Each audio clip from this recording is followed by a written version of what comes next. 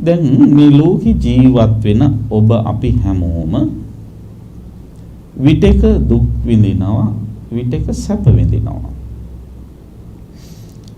හැබැයින්ම කල්පනා කරලා බැලුවොත් සැප විඳිනවා කියලා කියන්නේ මොකක්ද?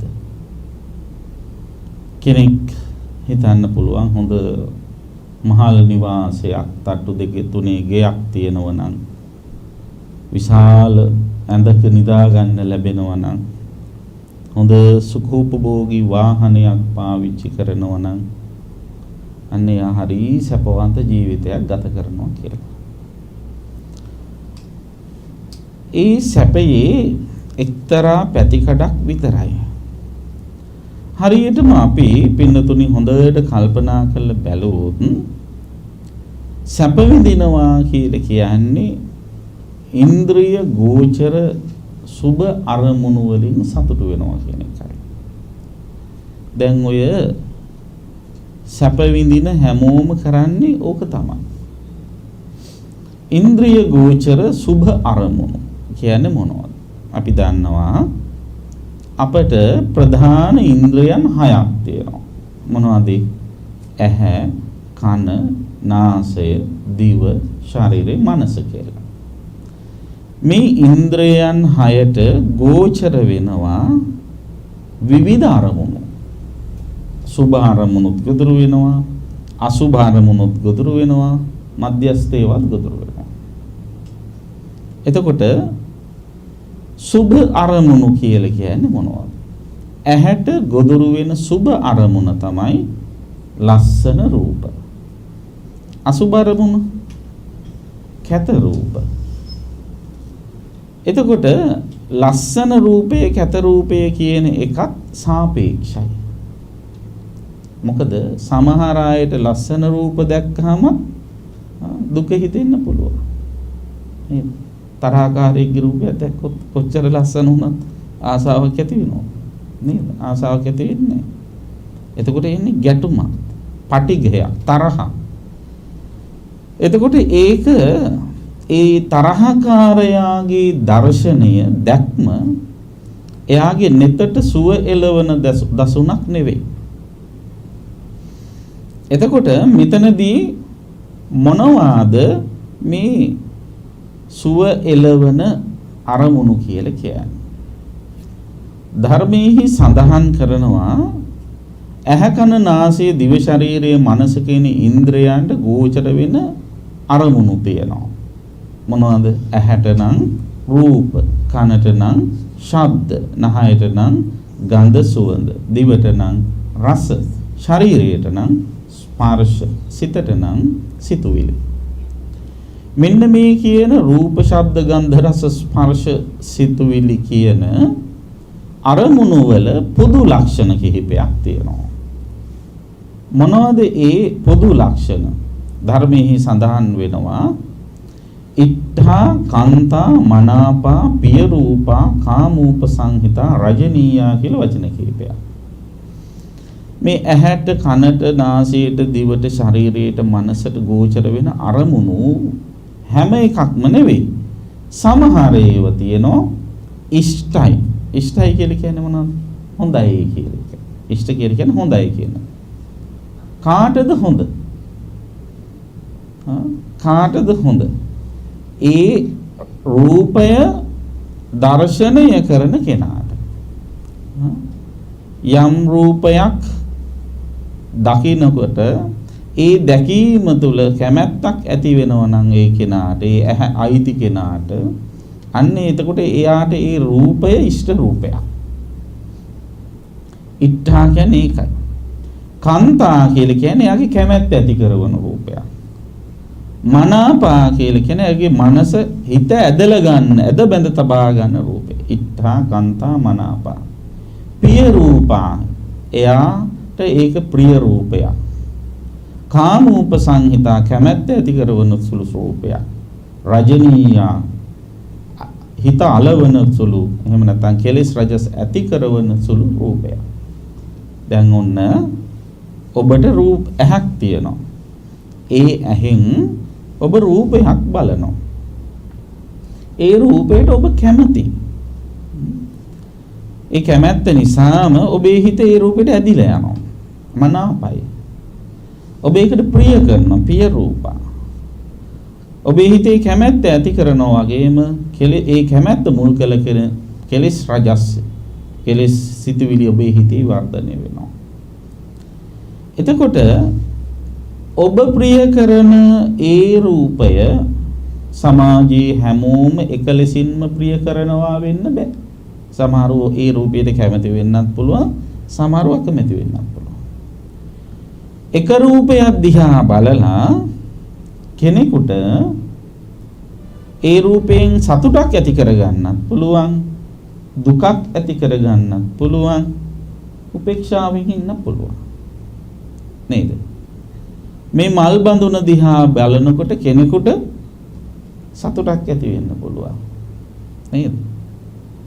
සමහර වෙලාවට මේක කිලිටි වෙලා තියෙනවා කියලා දැක්කොත් ඒ තුළ පොඩි දුකක් ඇති වෙන්නත් පුළුවන්. ඔය හැම එකටම ඔට්ටු කෙනෙක්ට නම් මධ්‍යස්ථ වෙන්නත් පුළුවන්. මේ දහත් වටේ දිහා බැලුවහම නේද? විත කන කෙනෙකුට නම් සතුටක් ඇති වෙන්නත් පුළුවන්. හාමුදුරුවෝ බණින් පස්සේ විත වට්ටිය තියලා යයි කියලා විශ්වාසය. නේද? ඒ වගේම විත කාලා කටේ පිළිකා හදාගෙන ඉන්න එක්කෙනෙකුට නම් මේක දැක්කම මේව කාලා තමයි මගේ කටේ පිළිකාවක් ආවේ කියලා පෙන්වන්න බෑ මට නම් ওই පිට දැන් කියලා කේන්තියක් එන්නත් පුළුවන්. බනට ගිහිල්ලා දහත් වට්ටි පිළි අරගෙනම දැන් අපිට උපේක්ඛාව. නේද? කොහොමද තිබ්බත් අපිට ගානක් අපි ඇලීමකුත් නෑ, මේක ගැටීමකුත් නෑ. දැන් බලන්න එකම විත වට්ටි මේ දහත් වට්ටිය සම්බන්ධයෙන් එක එක්කෙනාට ඇති වුණේ විවිධ වේදනාවල්, වින්දනයක්. අන්න ඒ වාගේ පින්වත්නි මේ ලෝකේ තියෙන අරමුණු. එතකොට ඒ අරමුණු වලින් ඔබ අපි ප්‍රිය කරන අරමුණු අපිට අත්විඳින්නට ලැබුණාම අපි ඒව විඳිනවා. ඒ තුල ඇති වෙන වින්දනය සුඛ වේදනා. අපි ප්‍රිය කරන අරමුණක් අපිට විඳින්න ලැබුණාම අපිට ඇති වෙන්නේ සුඛ වේදනා. අන්න ඒකට තමයි සැප විඳිනවා කියලා කියන්නේ. තවත් විදිහකින් කියනවා නම් ඔබ ප්‍රිය කරන රූප ඔබේ ඇහෙන් දකින්න ලැබෙනවා නම් ඔබ ඇහෙන් සැප විඳිනවා. ඔබ ප්‍රිය කරන ශබ්ද ඔබට නිතරම කනට අහන්නට ලැබෙනවා නම් ඔබ කනෙන් සැප විඳිනවා. ඔබ ප්‍රිය කරන සුවඳ ඔබට නිතරම නහයට දැනෙන්න සැලසෙනවා නම් නහයෙන් ඔබ සැප විඳිනවා. ඔබ ප්‍රිය කරන රස ඔබට නිතරම භුක්ති විඳින්නට, රස විඳින්නට ලැබෙනවා නම් ඔබ දිවෙන් රස විඳිනවා. ඔබ ප්‍රිය කරන ස්පර්ශ පහස ඔබට නිතර ඇඟට දැනෙනවා නම් සුව පහසුව ඔබ කයින් සැප විඳිනවා. ඔබ ප්‍රිය කරන සිතුවිලි ඔබේ හිතට නිතර ගලා එනවා නම් ඔබ හිතින් සැප විඳිනවා. නේද?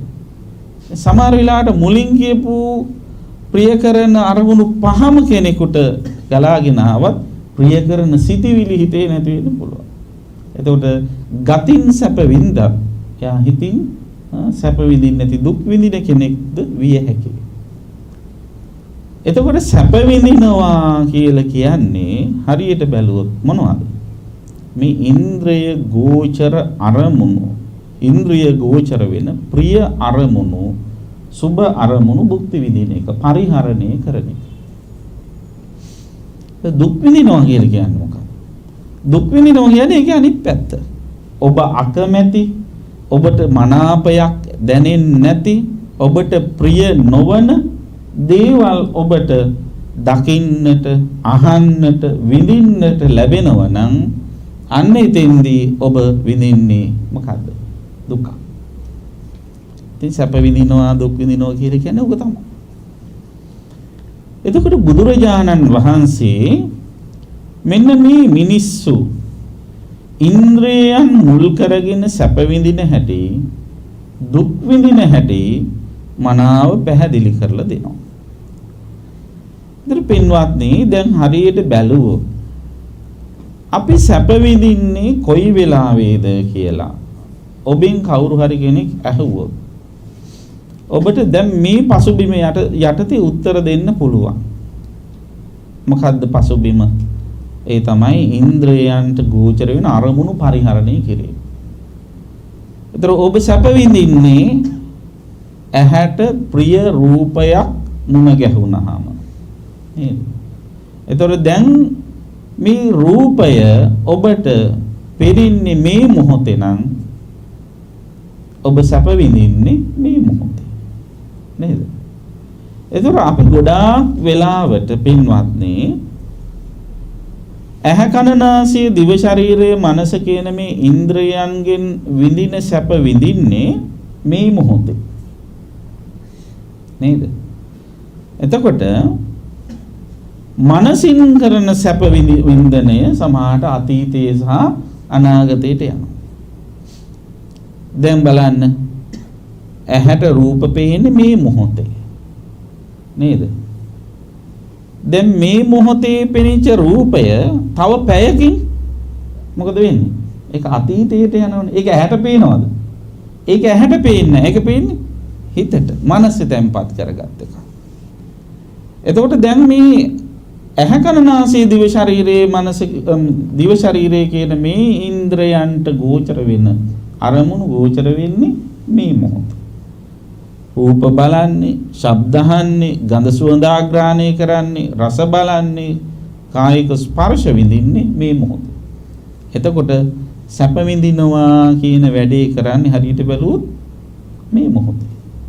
නේද? එතකොට මේ මොහොතේ සැප විඳින්න පුළුවන් නම් දුක් විඳින්න වෙන්නේ මේ මොහොතේම තමයි. කොහොමද ඒක වෙන්නේ කියන එක අපි විග්‍රහ කරගෙන බලමු. බුදුරජාණන් වහන්සේ දුක්ඛ සූත්‍රයේදී සඳහන් කරනවා දුක්ඛස්ස භික්ඛවේ සමුදයංච අත්ථගමංච දේසිස්සාමි. මහණෙනි මම ඔබට දුකෙහි සමුදයං, සමුදය කියන්නේ මොකක්ද? හට ගැනීම, ඇතිවීම. අත්ථගමං, අත්ථගමයි කියන්නේ නැතිවීම. දුකෙහි ඇතිවීමයි නැතිවීමයි දේශනා කරනවා. තං සුනාත, ඒක හොඳට අහගෙන ඉන්න. භාසිස්සාමි. මම ඔන්න කියනවා කියලා. දැන් බුදුහාමුදුරුවෝ ඉස්සර ඉඳලම කියලා තියෙන බණ කියන්න කලින් මොකද්ද? ඔන්න හොඳට අහගෙන ඉන්න කියලා. මාත් ඒ පුරුද්දට තමයි කියන ඔන්න හොඳට අහගෙන ඉන්න පස්සේ මං අහනවා කියලා. කියන්නේ ඒකයි. එතකොට බුදුහාමුදුරුවෝ දේශනා කරනවා මිනිස්සු ඇහෙන් සැප විඳින හැටි දුක් විඳින හැටි. දැන් බලමු කොහොමද වෙන්නේ. චක්ඛුංච භික්ඛවේ රූපං රූපේච පටිච්ච උප්පජ්ජති චක්කු විඥාන. දැන් අපිට ඇහක් තියෙනවනේ.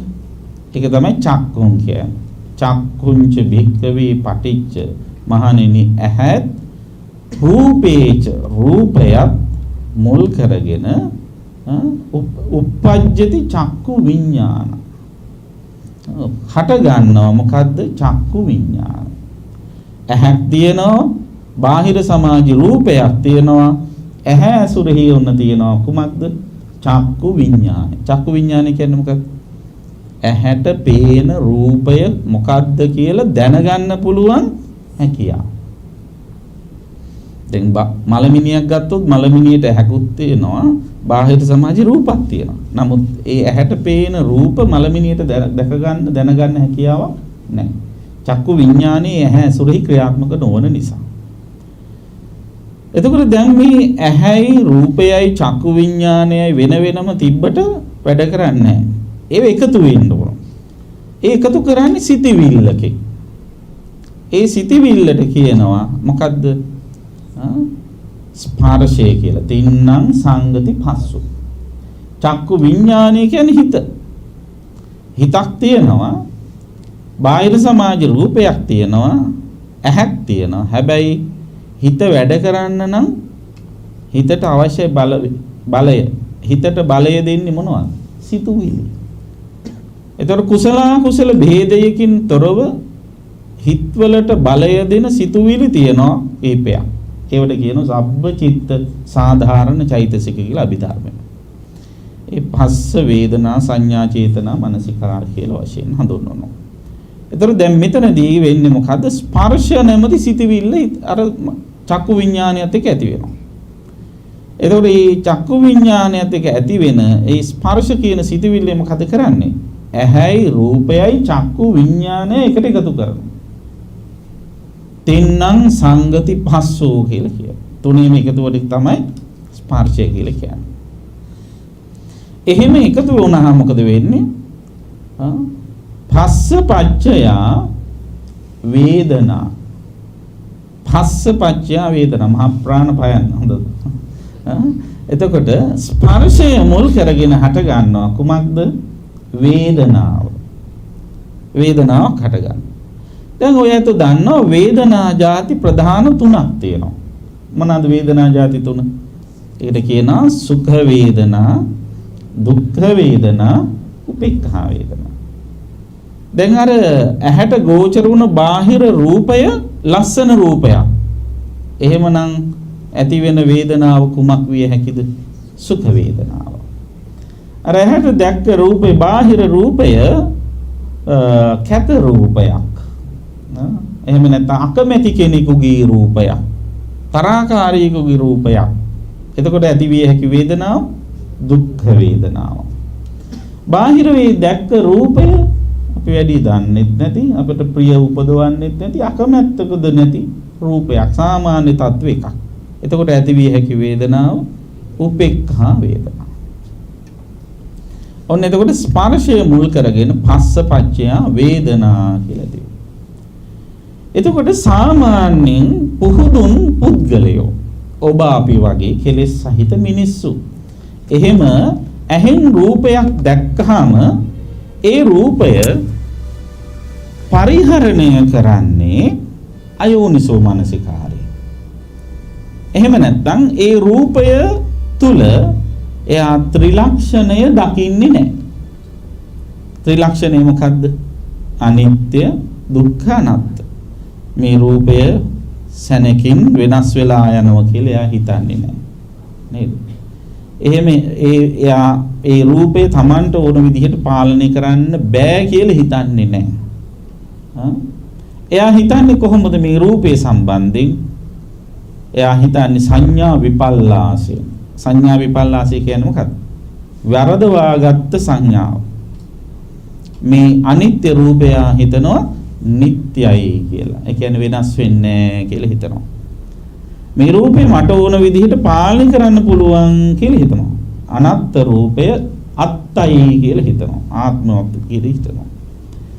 එතකොට මට ඕන විදිහට පාලනය කරන්න පුළුවන්, ඒ නිසා මේක වෙනස් වෙන්නේ නැහැ කියලා හිතලා ඒ නිසා මේක තුලින් දුකක් ඇති වෙන්නේ නැහැ, සැපයමයි තියෙන්නේ කියලා හිතනවා.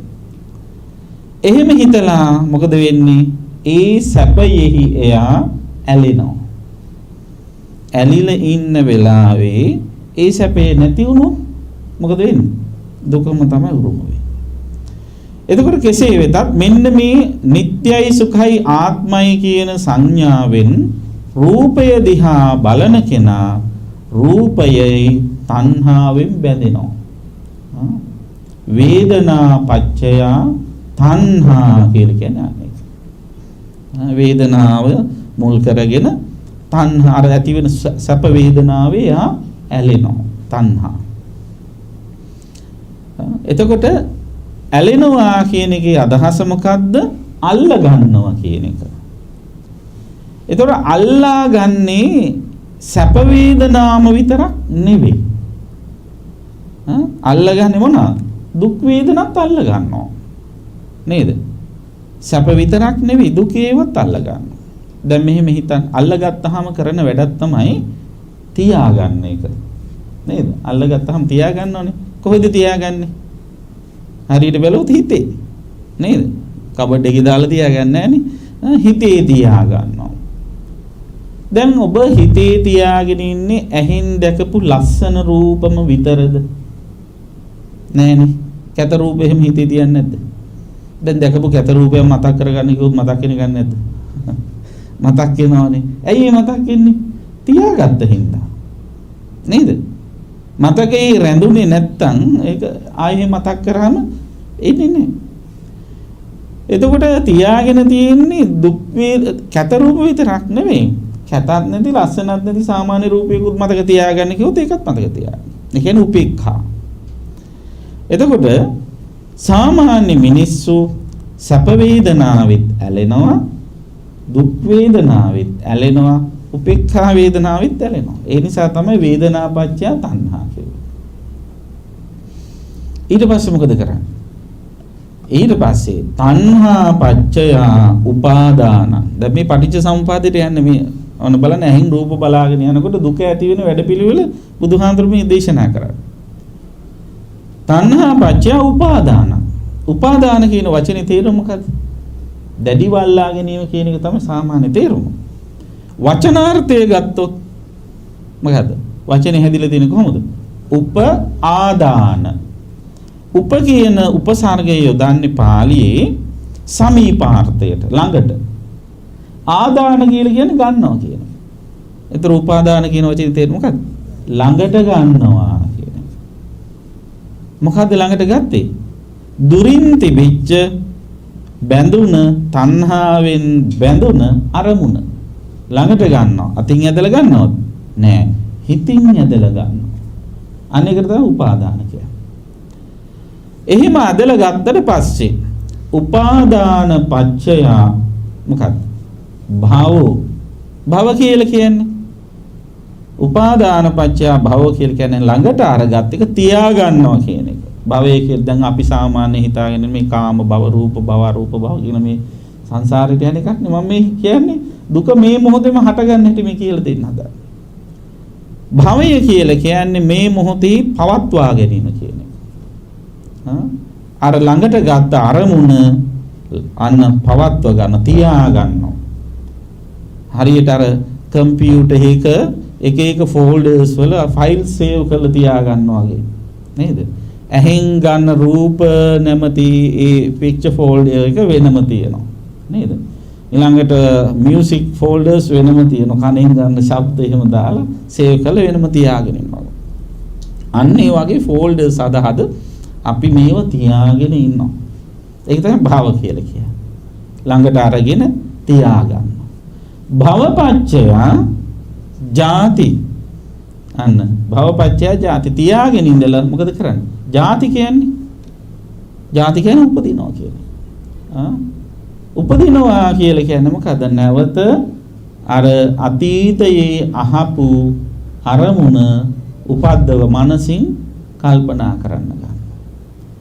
ඒ මනසින් ඒක බැඳිලා ඒක ගැනම හිතනවා. ඒක ගැන හිතන්නේ කොහොමද?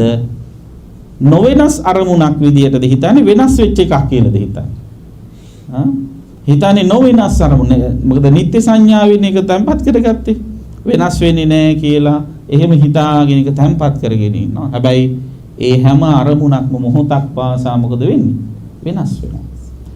ඒතර වෙනස් වෙන ඒවයි නොවෙනස්ව තියාගන්න තණ්හාවෙන් බැඳිලා ඉන්න වෙලාවක ඒව නැවත උපදව ගන්නකොට අන්තිමට වෙනස් වෙලා තියෙනකොට ඇති වෙන්නේ මොකද්ද? දුකක් විතරයි.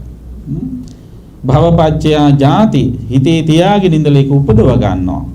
ජාතිපච්චය උපදව ගත්ත වෙලාව ඉඳලා මොකද වෙන්නේ? ජරා මරණ. ඒක පවත් ගන්න හම්බ වෙන්නේ නෑ. ඒ සිටිවිල්ලක් පව සිටිවිලි මාත්‍රයක් පවා ජරා මරණ කියන්නේ වෙනස් වෙනවා. ඇති වෙල නැති වෙල යනවා කියන එකට නේද?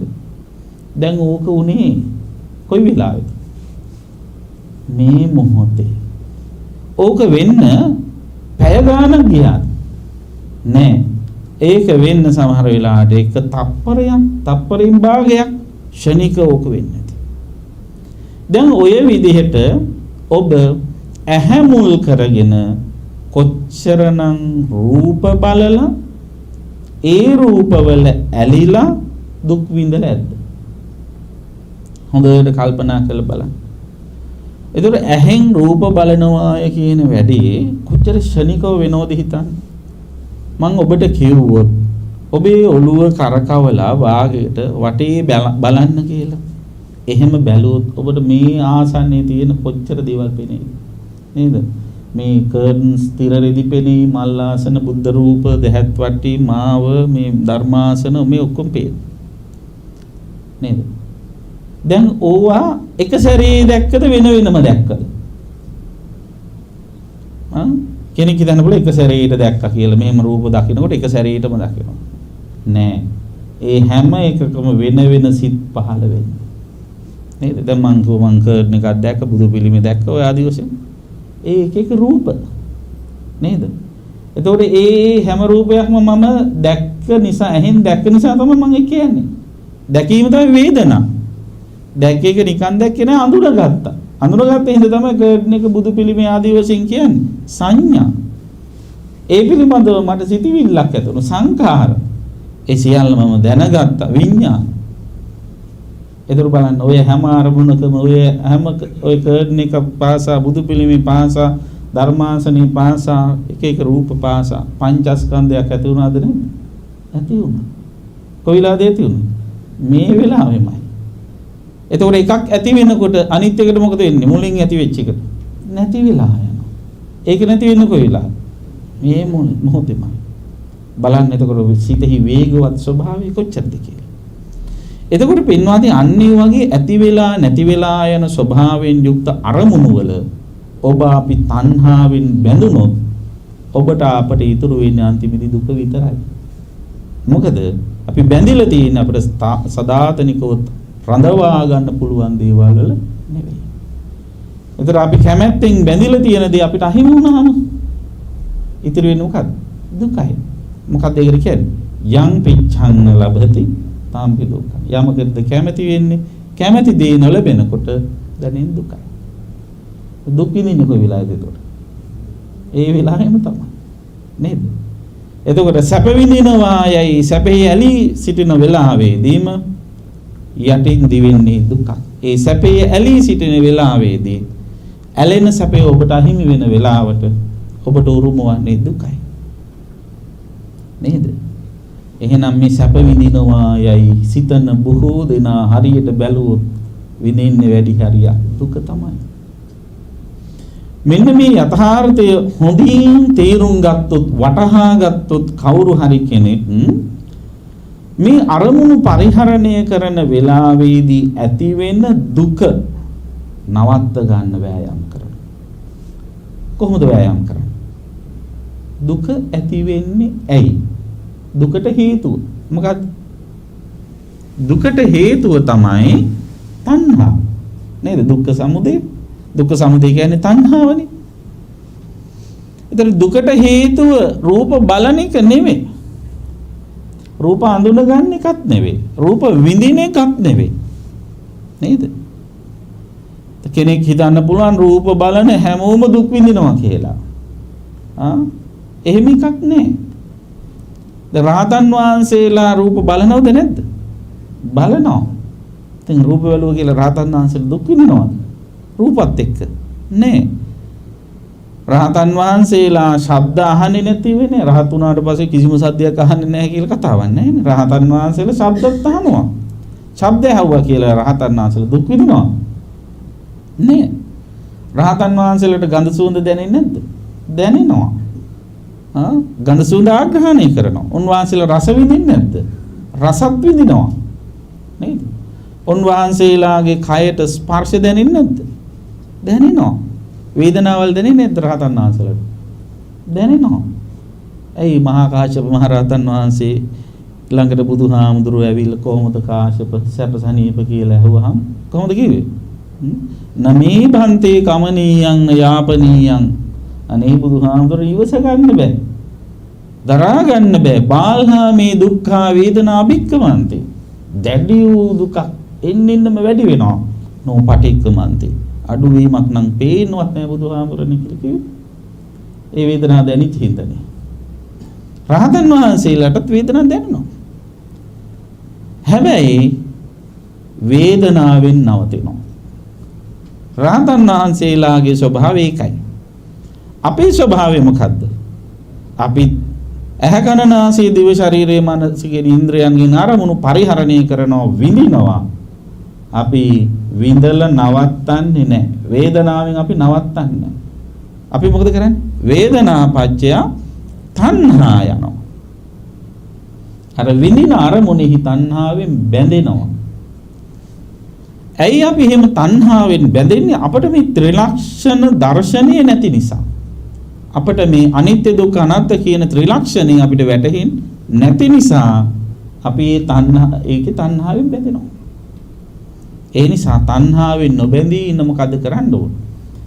අප විසින් පරිහරණය කරනු ලබන සෑම අරමුණක්ම අනිත්‍ය දුක්ඛ අනාත්ම වශයෙන් දකින්න. ඒක කන්දස් ක්‍රියාවක් නෙවෙයි. ඒක අසුභවාදී චින්තනයක් නෙවෙයි. ඒක රියැලිටි එක, යථාර්ථය. එහෙම කවුරු හරි කෙනෙක් යථාර්ථය හරියට දකිනවනම් සැබවින්ම යා තමයි සැනසෙල්ලින් එක්කෙනා. ඇයි? යථාර්ථය නොදකින කෙනා තමයි අනවශ්‍ය විදිහට බැඳෙන්නේ. බැඳුනහම බරයි හිත. නොබැඳුන හිත සැහැල්ලුයි. නේද? අනවශ්‍ය බැඳීම් ඇති කරගත්තාම කොච්චර බරක් දැනෙනවද හිතට?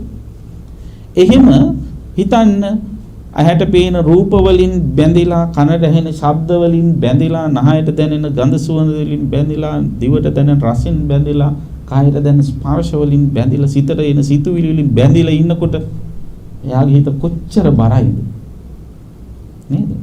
ඔය කියන අරමුණු වල කිසිම බැඳීමක් නැති කෙනා හිත කොච්චර සැහැල්ලුයිද? ඒ සැහැල්ලුව උදා කර ගන්න. ඒ හැබැයි මානසික සුවය ලබා ගන්න නම් කල යුතු දේ තමයි අර අරමුණු වල නොබැඳී ඉන්න. නොබැඳී ඉන්න නම් මොකද කරන්න ඕන?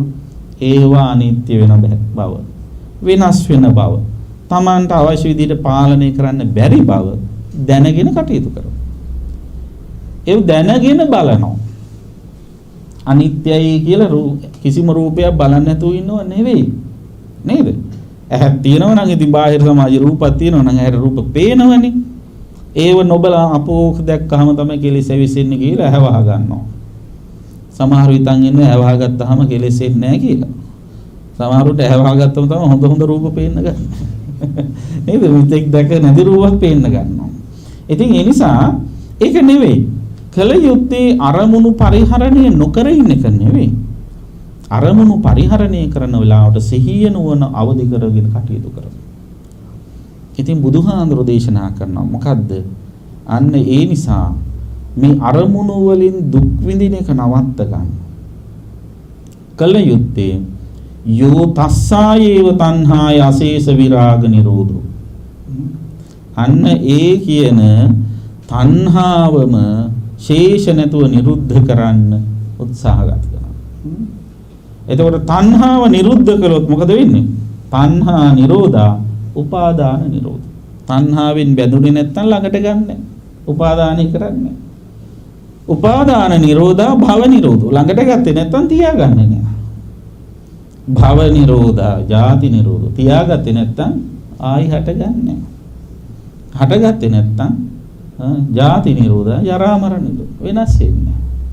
වෙනස් වුණේ නැත්නම් දුකක් නේද? එතකොට මෙන්න මේ යථාර්ථය කවුරු හරි කෙනෙක් හොඳට තේරුම් ගත්තොත් අරමුණු පරිහරණය කරන වෙලාවෙම තමයි මිනිස්සු සැප විඳින්නේ, මිනිස්සු දුක් විඳින්නේ. ඒ අරමුණ සුභාසුභ වශයෙන් අල්ලගන්න යාම තුළයි ඒ සැපේ දුක දැනෙන්නේ කියලා තේරුම් අරගෙන ඒ සැප දුක කියන දෙකම ඇති වෙලා නැති වෙලා යන අනිත්‍ය වූ ස්වභාවයක් කියලා වටහාගෙන ඒ සැපවල ඇලෙන යන වෙලාවට අනිත්‍ය දකිමින්ම ත්‍රිලක්ෂණීය දකිමින්ම නොඇලී ඉන්න පුරුදු වුණොත් එයාගේ හිතේ තණ්හාව පදනම් කරගෙන ඇති වෙන දුක් සමුදායම ඇති වෙනක නවතිනවා. එතකොට මේ දුක ඇති වෙනක නැවතුණා නම් එතන තියෙන සැපය. එතකොට හැබෑ සුවය විඳින කෙනා බවට පත් වෙන්නේ අන්න එයා. ඇහෙන් දකින ප්‍රියමනාප රූපවල ඇලිලා මම හැබෑ සුවය විඳිනවා කියලා හිතුවට පුහුදුන් කෙනා හැබෑ සුවය විඳින්නේ ඇහෙන් දැකෙන රූපයෙහි නොඇලී එය අනිත්‍ය වශයෙන් දැකලා ඒ අතහැරලා ඒ තුලින් කෙලෙස් අවුස්සා ගන්නේ නැතුව ඉන්න හැකියාව තියෙන කෙනාට තමයි හැබෑ සුවේ මුක්ති විඳින්න පුළුවන්. රහතන් වහන්සේලා බුදුරජාණන් වහන්සේ පසේ බුදුහාමුදුරු විඳින්නේ සුවය. ඒතර අපි විඳින්නේ එක්තරා විදිහක తాවකාලික සුවයක්. අපි විඳින්නේ එක්තරා විදිහක නැසෙන සුවයක්. අපි ඒ සුවයේ ඇලිලා ඉන්න වෙලාවට ඒ සුවය වෙනස් වුනහම අපිට අන්තිමේදී උරුම වෙන්නේ දුක විතරයි. ඉතින් බුදුහාමුදුරු පින්වත්නි මේ සූත්‍රයේදී ඇහෙන් කනෙන් නාසයෙන් දිවෙන් ශරීරයෙන් මනසින් අරමුණු අරගෙන ඒ අනුව කෙලෙස් ඇවිස්සෙන හැටි, තණ්හාවෙන් බැඳිලා මිනිස්සු දුකටපත් වෙන හැටි, තණ්හාවෙන් නොබැඳී ඉඳීම තුළ දුකෙන් නිදහස් වෙන හැටි මතක් කර දුන්නා. ඒ නිසා ඔබ හොඳින් කල්පනා කරලා තේරුම් ගන්න. සැප විඳිනවා දුක් විඳිනවා කියලා කියන්නේ අතීතේවත් අනාගතේවත් කරන වැඩක් නෙවෙයි, මේ මොහොතේ කරන දෙයක්. මේ මොහොතේ ඉන්ද්‍රයන්ට ගෝචර වන අරමුණු මුල් කරගෙන තමයි මේ සිද්ධ වෙන්නේ.